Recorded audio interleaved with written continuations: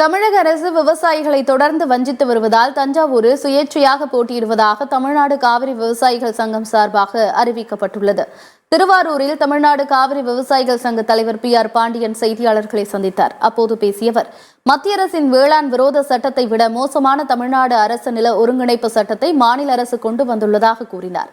பல்வேறு வகையில் விவசாயிகளை ஒடுக்கி அவர்களின் வயிற்றில் அடிக்கும் செயல்களை தமிழக அரசு தொடர்ந்து செய்து வருவதாக அவர் குற்றச்சாட்டு தெரிவித்தார். தமிழக அரசு தங்களை பாதுகாக்க தவறியதால் வரும் நாடாளுமன்ற தேர்தலில் தஞ்சாவூரில் சுயேட்சையாக போட்டியிடப் போவதாக அவர் தெரிவித்தார். தமிழ்நாடு காவிரி விவசாயிகள் சங்கம் சார்பாக என் செந்தில்குமார் வேட்பாளராக களமிறக்கப்படுவதாக PR பாண்டியன் அறிவித்தார்.